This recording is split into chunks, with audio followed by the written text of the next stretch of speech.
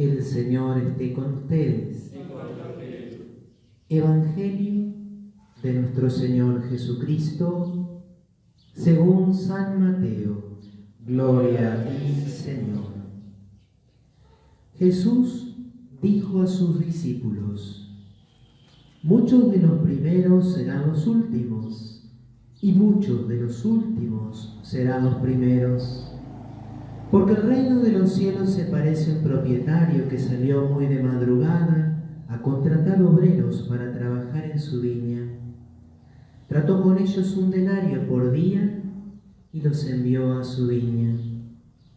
Volvió a salir a media mañana y al ver a otros desocupados en la plaza les dijo: vayan ustedes también a mi viña. Y ellos fueron. Volvió a salir al mediodía y a media tarde, e hizo lo mismo. Al caer la tarde salió de nuevo, y encontrando todavía a otros, les dijo: ¿cómo se han quedado todo el día aquí sin hacer nada?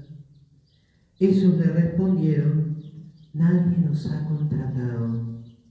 Entonces les dijo: vayan también ustedes a mi viña.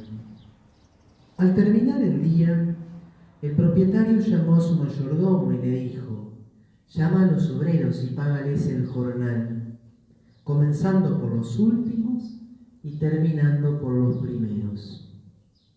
Fueron entonces los que habían llegado al caer la tarde y recibieron cada uno 1 denario. Llegaron después los primeros, creyendo que iban a recibir algo más, pero recibieron igualmente 1 denario. Y al recibirlo protestaban contra el propietario, diciendo: estos últimos trabajaron nada más que 1 hora, y tú les das lo mismo que a nosotros, que hemos soportado el peso del trabajo y el calor durante toda la jornada. El propietario respondió a uno de ellos: amigo, no soy injusto contigo. ¿Acaso no habíamos tratado en 1 denario? Toma lo que es tuyo y vete.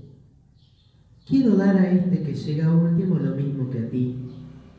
¿O no tengo derecho a disponer de mis bienes como me parece? ¿Por qué tomas a mal que yo sea bueno? Así, los últimos serán los primeros y los primeros serán los últimos. Palabra del Señor. Gloria a ti, Señor Jesús.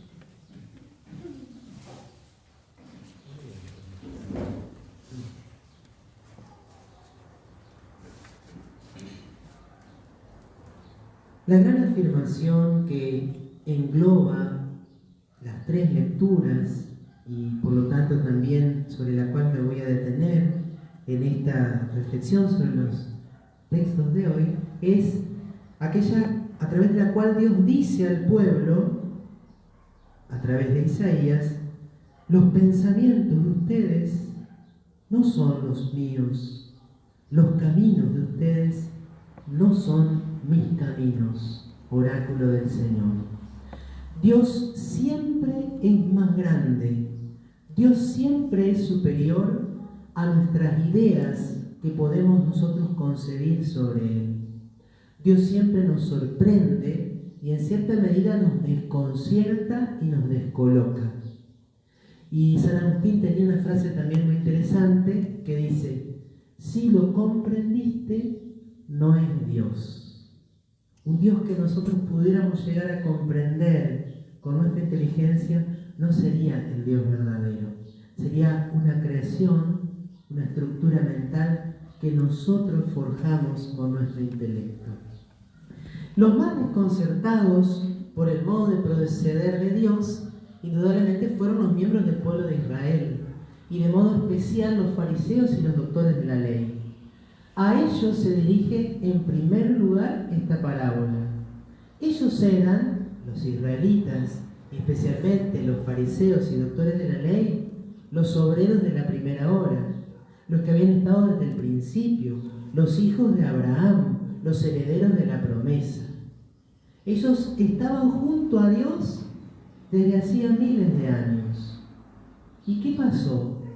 Llegó Jesús y admite no solamente a miembros del pueblo de Israel, sino que recibe a los paganos. Imaginen la sorpresa cuando ese centurión, que era un extranjero y un pagano, fue a pedirle por la curación de su siervo y esa curación ocurrió. Imaginen la sorpresa también, por ejemplo, de los discípulos cuando Jesús habló con la samaritana. Imaginen no solo la sorpresa, sino yo me imagino la bronca que le habrá quedado a los fariseos y a los doctores de la ley cuando Jesús le dijo: les aseguro que los publicanos y las prostitutas entrarán antes que ustedes en el reino de los cielos. Se habrán enfurecido, les parecía injusto, les parecía mal, les parecía que Dios estaba excediendo en su bondad, o que Jesús directamente era un blasfemo y que por eso obraba así. Y si nosotros nos vamos al Monte Calvario, vemos cómo esto que se anunciaba o que se ilustraba con esta comparación en la parábola se realiza de manera literal. ¿Quién es el primer santo canonizado en la Iglesia Católica? San Dimas, canonizado por el mismo Cristo cuando estaba muriendo junto a él en la cruz. Al lado del Señor estaba la Virgen Santísima, pero sabemos que ella no protestó, pero podría haber protestado, podría haber dicho: pero este fue un desgraciado, toda su vida estuvo en el pecado y por un acto de confianza lo canonizaste, hoy estarás conmigo en el paraíso. Entonces, eso es lo que nos quiere transmitir el Santo Evangelio en primer lugar. La misericordia de Dios Padre, la misericordia de Jesús abarca a todos y supera los criterios y las expectativas humanas. Dios no es injusto, Dios siempre es justo, pero su justicia es distinta que como la concebimos los seres humanos, una justicia puramente conmutativa, donde si alguien hace algo bueno, Dios lo trata bien, y si hace algo malo, Dios solo lo puede tratar mal. Por eso Jesús en el Sermón de la Montaña decía que nosotros tenemos que amar a los enemigos para ser hijos de aquel Padre que hace salir el sol sobre buenos y malos, sobre justos e injustos, sobre aquellos que son desagradecidos con Él. Claro que esto no le ocurría solamente a los fariseos y a los doctores de la ley, también nos puede ocurrir a nosotros. Quizá nos ha pasado, o quizá nos está pasando en este preciso momento de nuestra vida.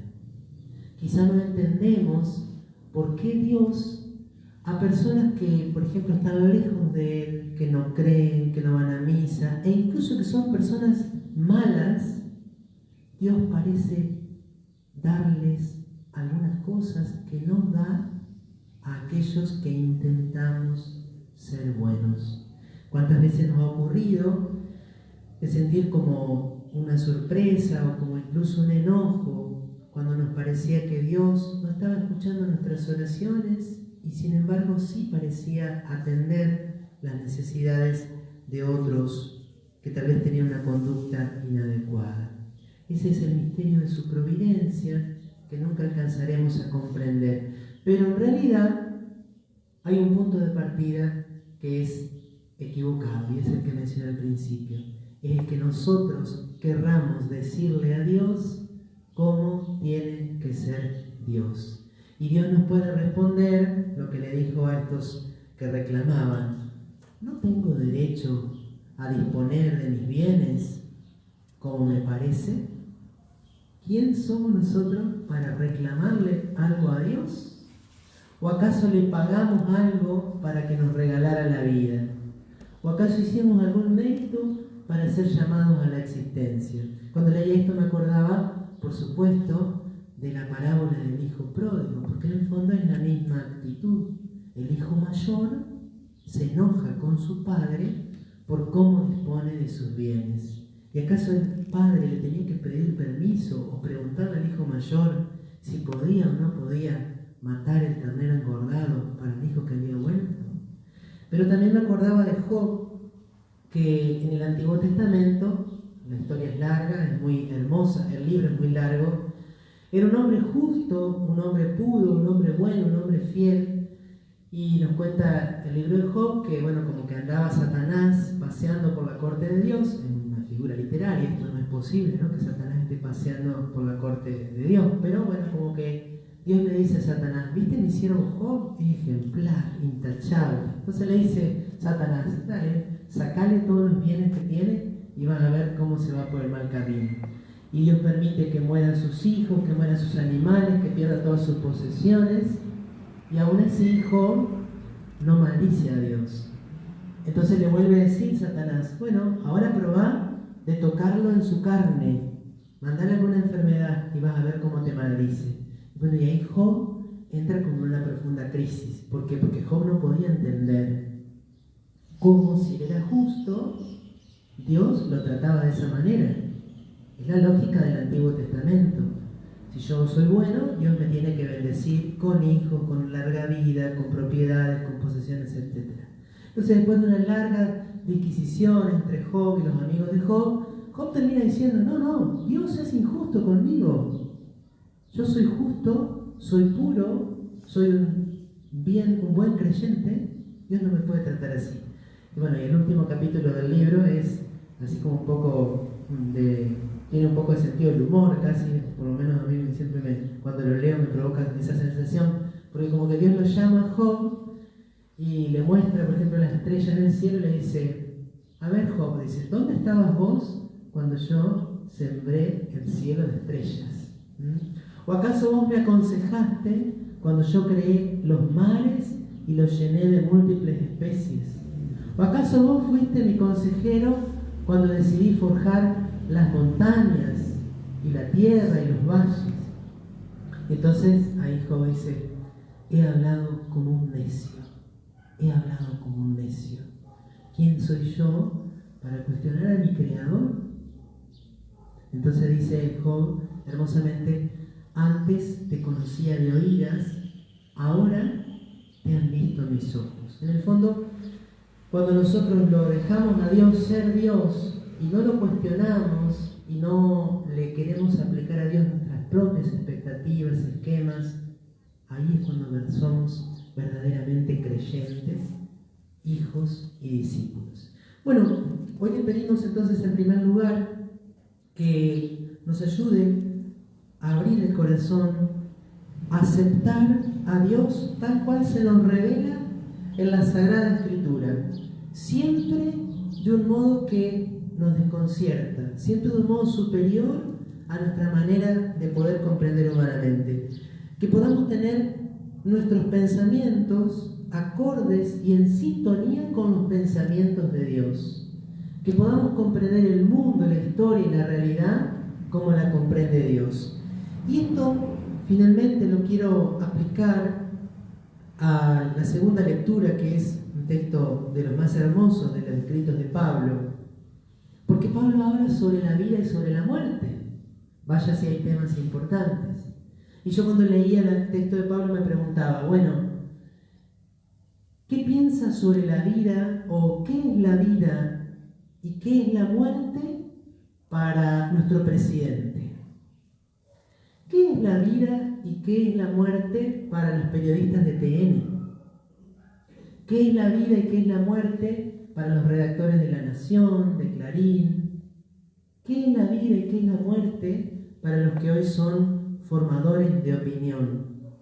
¿Qué es la vida y qué es la muerte para el mundo contemporáneo, para el argentino común del siglo XXI o para la ideología que se nos quiere como imponer tantas veces?